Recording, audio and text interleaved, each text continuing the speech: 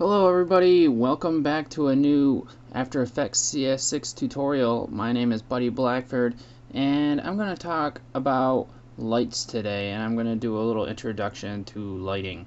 And a light is created in 3D space, just like the light I smashed my head off of like 4 days ago when I was trying to clean the house. It was one of those fluorescent lights that are like twirled around, and I just like raised my head up, and I guess I don't know why it's down so low, but I freaking hit my head off of it and smashed it right up. And it was still lit for a little while, but then the next day I came back and it wasn't lit anymore. So the lights I'm talking about are going to be found up here in your layer panel, or your layer drop down here, and then you come down to light. And there are a few different lights.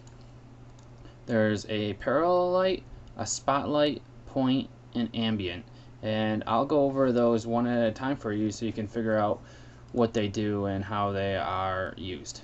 So I just brought up a picture of a guy here, and it's in 3D space. It's this one right here. And then I have a camera, and then I also made a light. And if I turn on the light, you can see how now the After Effects original like default light, when you don't have any lights on, is 100% ambient there. And when you turn on a light, it turns off the default After Effects light and uses the light that you have in your scene. Now I took a spotlight, so if I double click on my light I can bring up my properties, and I took a spotlight here, and I'll just write spot, and I kept the intensity at 100%. I reduced the cone to 30% to make it like a spotlight that was like kind of like dead on, and I just left the feather at 50. So that's an example of how you can use your lights in different ways to like illuminate your scene. The brightness of lights is affected by different properties and in different ways depending on what's going on in your scene and the different properties you have set up.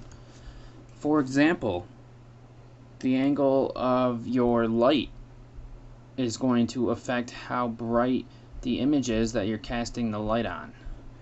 And what I'm talking about is when you tilt your light, if I tilt this light down, I'll have to rotate it. It's not going to be as bright as you can see here. And if I change like the position or anything like that, the light isn't going to be as bright.